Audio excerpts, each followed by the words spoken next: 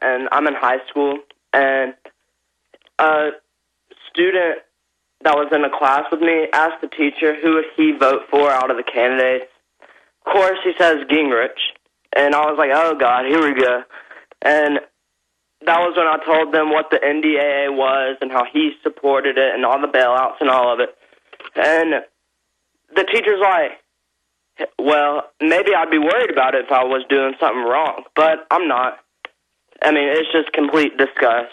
No, that's it. They just want to go home and watch Dancing with Stars, take some Prozac, drink some liquor, maybe get an abortion or something, and, you know, watch TV and cheer when smart bombs blow up whole families.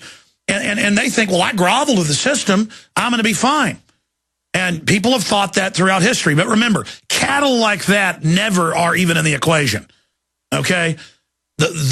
Except for one thing. They will vote to steal their brother's money. That's why democracy is so dangerous. We're not a pure democracy. We're a representative republic. Because in a democracy, two wolves and a sheep vote for what's for dinner. Well, the two wolves are going to outvote the sheep. The sheep's going to say, I don't want to be eaten. They're going to go, democracy, you know, woof, woof, and bark, bark. We say we're going to eat you, and that happens. In a republic, it says you can't break this rule of law, okay, within this parameter. And so what did you say to her when she said, well, it would be a problem to have Americans secretly arrested and disappear into a black hole if you have something to hide. And that's the type who will start saying, I heard my neighbor talk bad. I mean, literally, in a lot of tyrannies, they run up and grovel. Sir, I heard them talking bad about you. And then they watch their neighbor arrested and come out and say, can I have some of their stuff? And they actually feel morally good about it as you're drug away. But then later, they're drug away. Just because the system wanted what they had. And they're like, but I licked your boots. I groveled to you. And they're like, shut up. And just billy club them in the head. Isn't that nice? So that little coward will get what they want as they conjure hell itself. Sorry, John, anything else? Well, that's about it. But I didn't really try to explain it to him because I knew I wouldn't get anywhere. He'll just accept it no matter what. No, you should. You should print off my articles about it.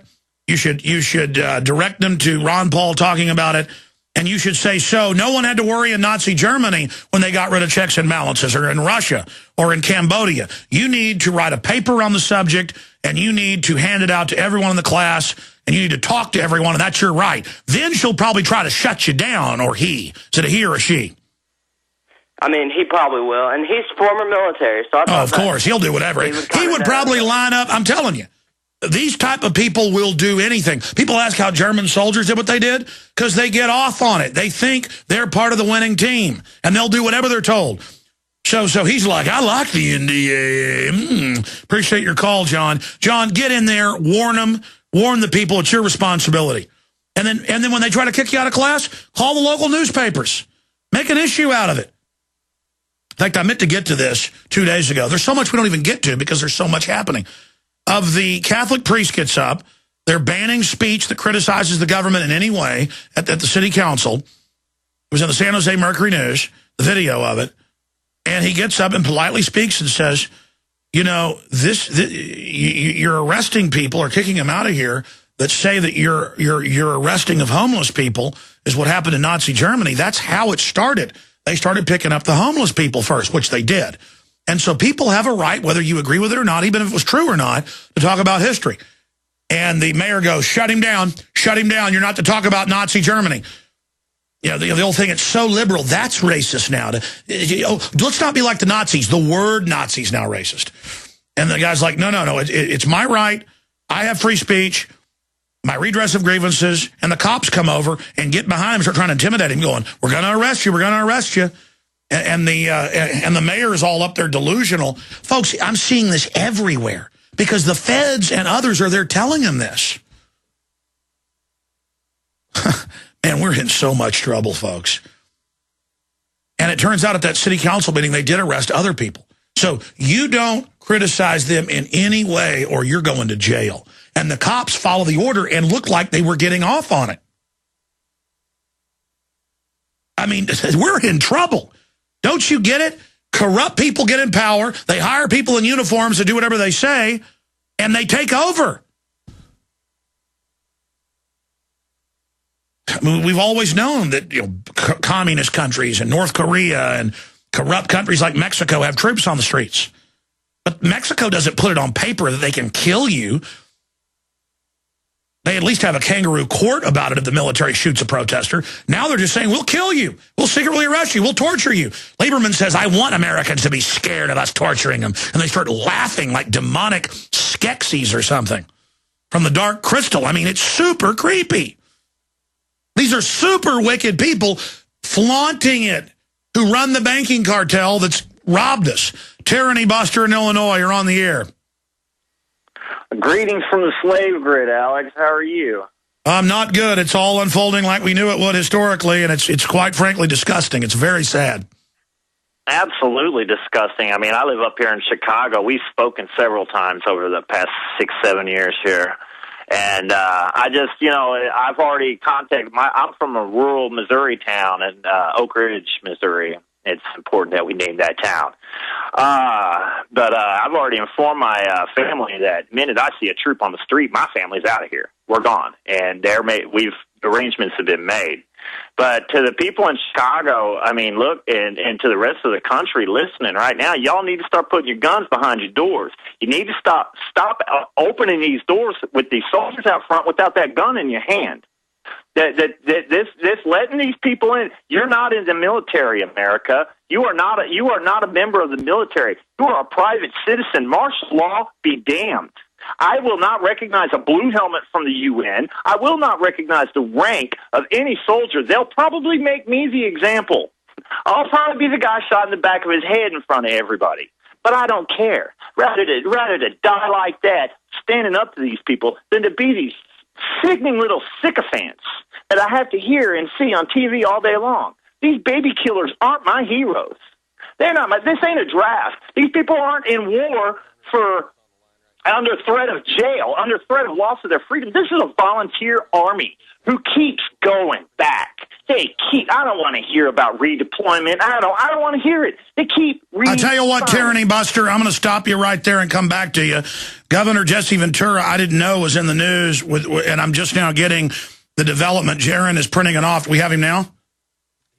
Okay, Governor Ventura, you're on the air with some breaking news. Good to have you here, sir. Hi, Alex. It's not a big thing, but I want to get it to you to get to all your listeners that apparently the attacks on me are starting. The TMZ just reported that apparently they reported I was pulled over in the San Fernando Valley for tailgating someone while trying to get to the airport. So now they're trying to imply you're some type of wicked devil. Well, I don't know about that, but I mean, Alex, you and everybody knows I haven't flown commercially for over 15 months. I haven't been to California since my birthday in July. And this was reported that it happened Monday. And it's gone out over the news. It was a lead story here in Minneapolis. I had to call Channel 4 and correct them. And I haven't left Minnesota for over a month. Well, I appreciate you correcting that here to show my ignorance. I know this just broke last night. And it was actually in my stack. I've now been told I didn't get to some of the other news. I didn't know this went on, but we have the headline. Put it back up there for me. And, of course, TMZ is hooked in with Fox. Jesse the Body Ventura rears up in the valley. Cops rush in, and they're acting like you're some type of, big troublemaker who's a horrible person. And meanwhile, you haven't flown in over a year. You will not fly. And they're now just making this up. And I'm not even seeing retractions here. Yeah, well, we're trying to, my attorney's on it. He's getting a hold of the TMZ right now, and we're going to threaten a lawsuit on this because, I mean, it's things like this. If I were to enter the political arena again, Alex, this is the type of crap they're going to pull up and try to destroy me with it, obviously. Well, I didn't even know that you were still in the U.S. We hadn't talked in a few weeks, and Well, I delayed because I thought, well, my wife's in the holidays and family, so I thought instead of driving down there and putting her on a plane and having her come right back here within a week, we just decided to delay till after Christmas.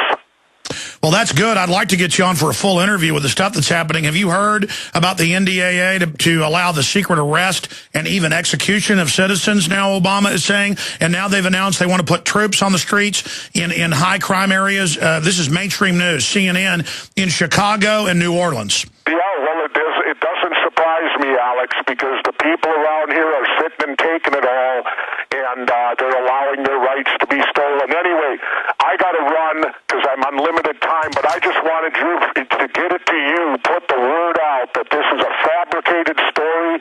Alex, you know I haven't been on a plane in 15 months. Well, I talked to Tyrell just like a week ago, and he talked about you about to go to Mexico or might stay, but you were in Minnesota. I mean, this is crazy. You're calling us. We saw the caller ID. You're calling us because you called our studio line, hotline. You're calling us from Minnesota, but it says Jesse the Body Ventura rears up. Cops rush in. Law enforcement sources tell us Jesse was pulled over for tailgating deep in San Fernando Valley on his way to the airport. When cops asked why he was driving so close to their vehicle, Jesse replied, "Damn, the driver was going way too slow." It doesn't sound like a legal argument worthy of Johnny Cochran, but it worked. Cops let the former Minnesota governor skate with a warning. I agree with you. This is Fox that doesn't like you, who's associated with, teamed up with TMZ. I know you've got to go, but specifically, because we don't know the whole story, you're saying you're having to call media and explain this wasn't you? Yeah, absolutely, because they don't even bother to check their stories. This aired on the Minneapolis local news at noon. I'm sitting in my easy chair, and all of a sudden I'm the headline. Oh, so this is just now in the last hour or so. Okay, that's why. Yeah, and this is a complete. I have, as I said, Alex, I haven't been to California since July, and at that time I drove my RV out there. In fact, you were out there with me, or no, you were in Vegas with me. No, but I saw you with the RV. But listen, look at this. Police let Jesse Ventura off with a warning for tailgating. And I'm telling you, this is a PSYOP test, because I guarantee you the retraction is going to end up being some little bitty blairblit. And the way the public doesn't pay attention, it's going to be, oh, that tailgater, that guy that thinks he owns the road. I agree with your instinct, Governor. This is a beta test for baloney.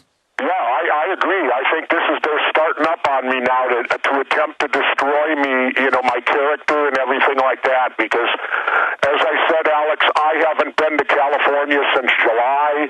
I haven't flown since probably a year ago, October. And how would I be going on my way to the airport? Well, again, that just proves it right there. But you're in Minnesota. You've got witnesses, get affidavits. I mean, knowing them, they'll just say, we don't care, we're going to say it. But in closing, because I know you've got to go here, looking at this, obviously you've got a big political book coming out next year. They obviously are tapping your phones. They know what it's about. They know that your credibility is rising. They know Ron Paul is now the leader in Iowa.